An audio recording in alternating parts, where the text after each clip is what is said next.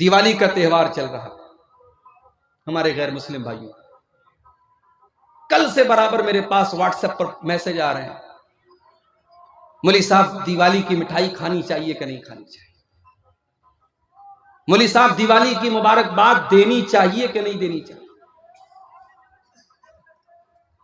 اگر کوئی یہ کہتا ہے دیوالی کی مبارکباد نہیں دینی چاہیے تو پھر سوال آتا ہے مولوی صاحب ہمارے ہندو بھائی ہمیں عید کی مبارکباد دے رہے ہیں، بقرعید کی مبارکباد دے رہے ہیں، شب برات کی مبارکباد دے رہے ہیں، اور ہم ان کو دیوالی کی مبارکباد نہ دیں؟ ہم بھارت میں رہتے ہیں، یہاں سب کے ساتھ گھل مل کر کے رہنا پڑتا ہے، ہم کیسے نہیں دیں گے؟ اس سے بڑی نفرت کی بھاونا پیدا ہوگی، بڑا غلط سندیش جائے گا، طرح طرح کی باتیں ہو رہی ہیں۔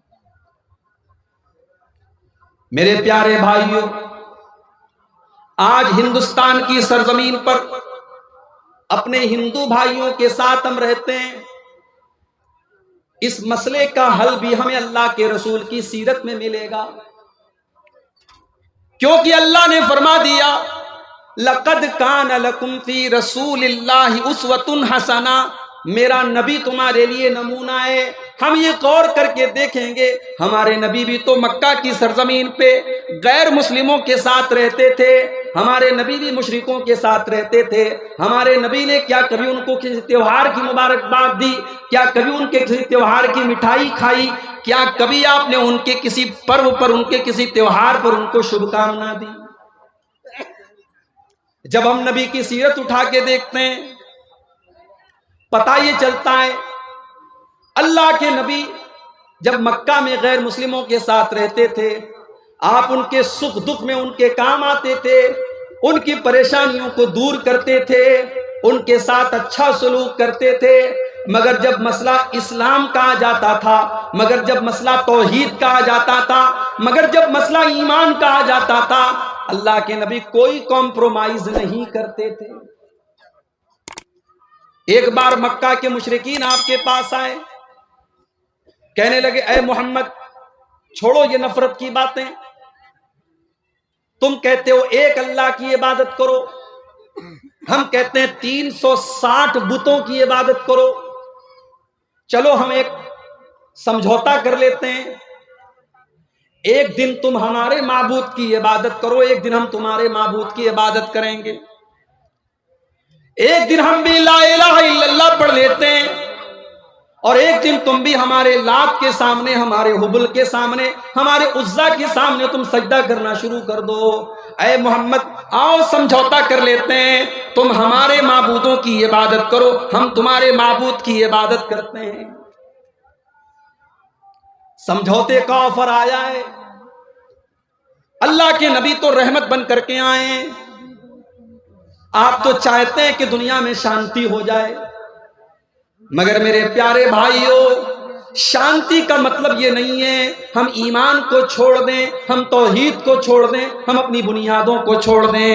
اللہ کے نبی نے مکہ کے کافروں کے اس سمجھوتے کو ریجیکٹ کر دیا، ان کے اس سمجھوتے کو لوٹا دیا، اور آپ نے اعلان کر دیا قُلْ يَا أَيُّهَا الْكَافِرُونَ لَا أَعْبُدُ مَا تَعْبُدُونَ وَلَا أَنْتُمْ عَابِدُونَ مَا أَعْبُدُ وَلَا أَنَا عَابِدٌ مَا عَبَدتُّمْ وَلَا أَنْتُمْ عَابِدُونَ مَا أَعْبُدُ لَكُمْ دِينُكُمْ وَلِيَ دِينِ۔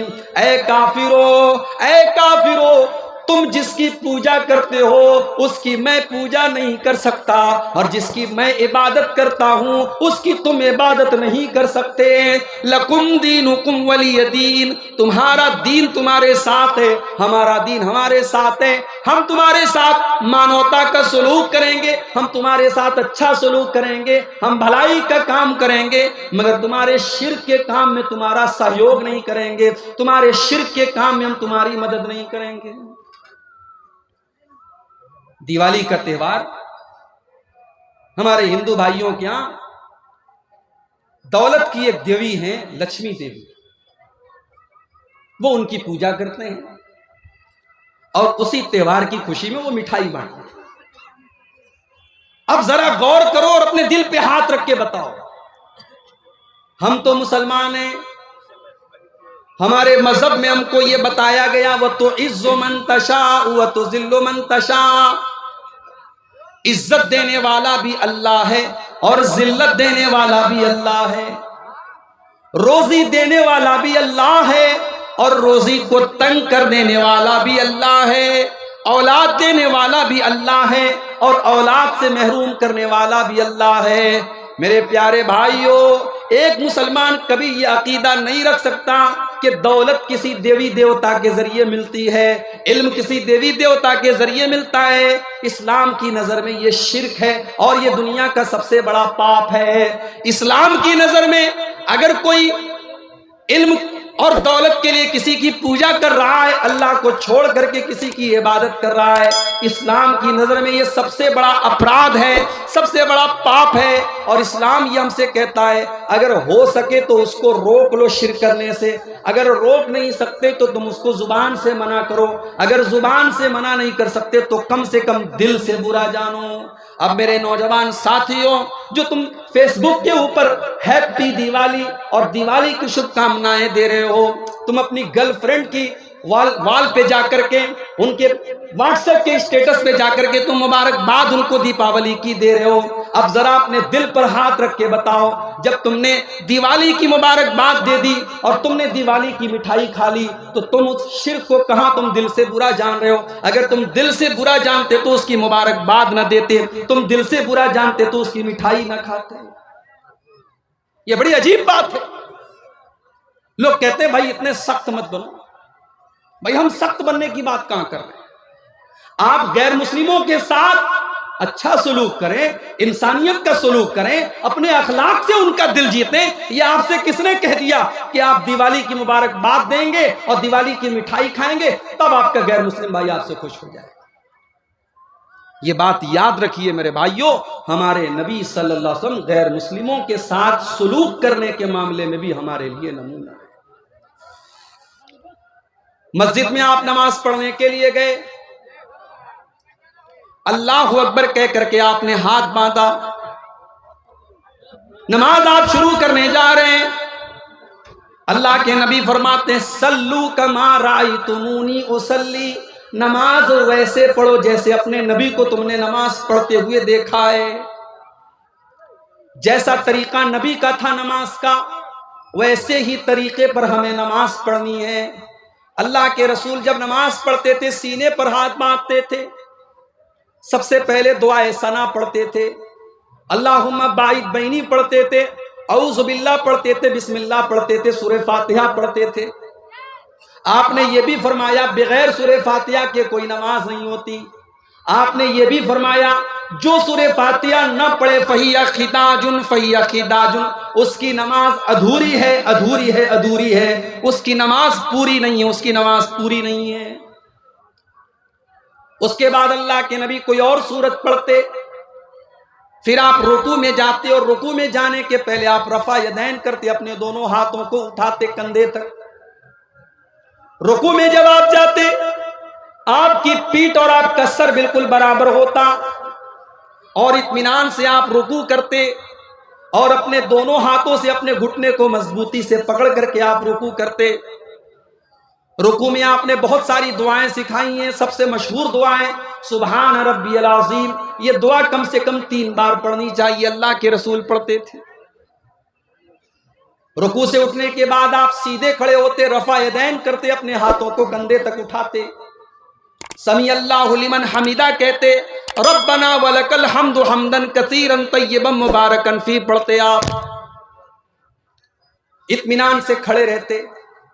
اس کے بعد آپ سجدہ کرتے اور سجدے میں جاتے وقت پہلے اپنے ہاتھوں کو زمین پر رکھتے، پھر اپنے گھٹنے کو بعد میں رکھتے۔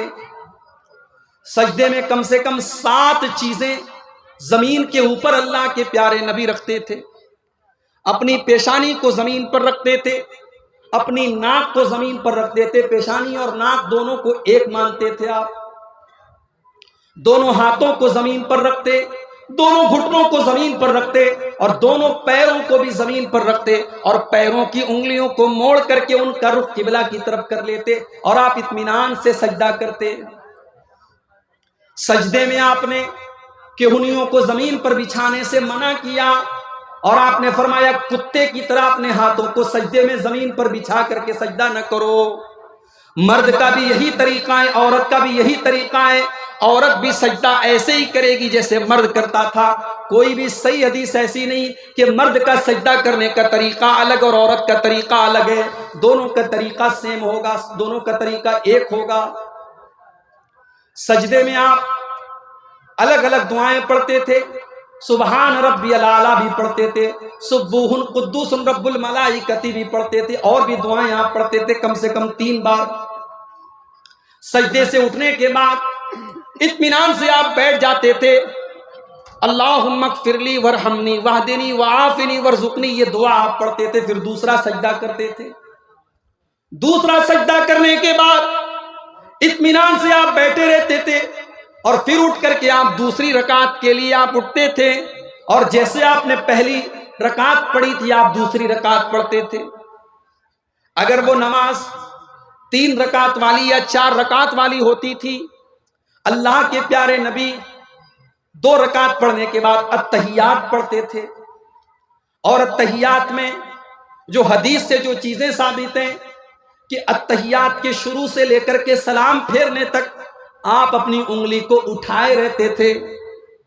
یہ ہمارے بہت سارے بھائیوں نے جو طریقہ بنا لیا ہے کہ اشہد اللہ کے اوپر اٹھاتے ہیں اور الا اللہ کے اوپر انگلی کو نیچے کر دیتے ہیں۔ معاف کیجئے، یہ حدیث سے ثابت نہیں ہے۔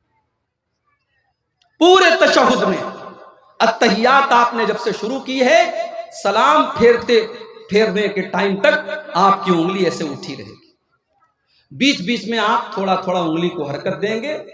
جب درود شریف پڑھیں گے تب آپ حرکت دیں گے، درود شریف کے بعد کی دعائیں جب آپ پڑھیں گے تب آپ حرکت دیں گے۔ یہ حرکت دینا بھی اللہ کے رسول صلی اللہ علیہ وسلم سے ثابت ہے۔ تیسری رکعت کے لیے جب آپ کھڑے ہوتے تو آپ رفع یدین کر کے اپنے ہاتھوں کو سینے پر باندھ لیتے۔ تیسری اور چوتھی رکعت میں آپ سورہ فاتحہ پڑھتے تھے، کبھی کبھی کوئی اور سورت بھی پڑھ لیتے تھے، لیکن عام طور سے صرف سورہ فاتحہ پڑھتے تھے۔ اور جب آپ نماز کے آخری تشہد میں بیٹھتے تھے تو اپنے بائیں پیر کو آپ داہنے پیر کے نیچے سے نکال کے اپنی کمر کے بل بیٹھا کرتے تھے، اور التحیات پڑھتے تھے۔ التحیات کے بعد درود شریف پڑھتے تھے، درود شریف کے بعد آپ مختلف دعائیں پڑھتے تھے۔ اللہم انی ظلمت نفسی والی دعا بھی پڑھتے تھے، اللہم انی اعوذ بک من عذاب جہنم والی دعا بھی آپ پڑھتے تھے۔ اس کے بعد آپ السلام علیکم ورحمۃ اللہ، السلام علیکم ورحمۃ اللہ، داہنے اور بائیں طرف آپ سلام کریں۔ یہ ہے اللہ کے رسول کی نماز کا طریقہ۔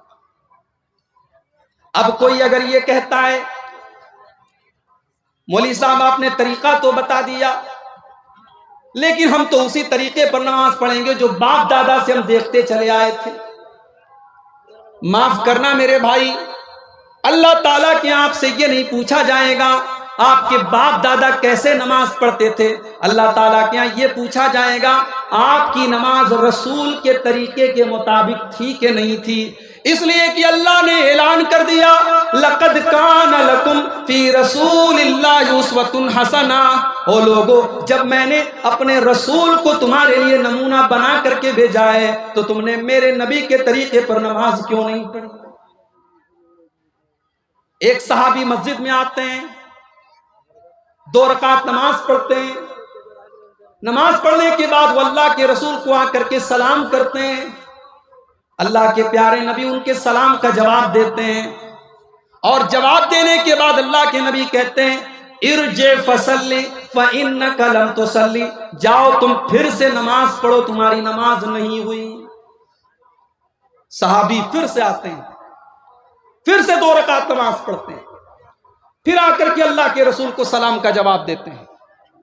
اللہ کے رسول صلی اللہ علیہ وسلم سلام کا جواب دیتے ہیں اور کہتے ہیں جاؤ پھر سے نماز پڑھو، تم نے نماز نہیں پڑھی۔ جب 3 بار ایسا ہو جاتا ہے، صحابی اللہ کے نبی سے کہتے ہیں کہ اللہ کے نبی آپ ہی بتا دیجئے کہ نماز کیسے پڑھی جائے۔ اللہ کے پیارے نبی اپنے صحابی کو سمجھاتے ہیں جب تم نماز کے لیے کھڑے ہوا کرو تو اطمینان سے کھڑے ہو جاؤ، جلدی بازی میں نماز نہ پڑھو، اطمینان سے نماز پڑھو، سورہ فاتحہ پڑھو، کوئی سورت پڑھو، پھر اطمینان سے رکوع کرو، پھر اطمینان سے رکوع کے بعد کھڑے ہو جاؤ۔ تمہاری نماز میں سکون ہونا چاہیے، اطمینان ہونا چاہیے۔ جلد بازی والی نماز اگر تم نے پڑھی تو تمہاری نماز اللہ تعالیٰ کیا مانی نہیں جائے گی۔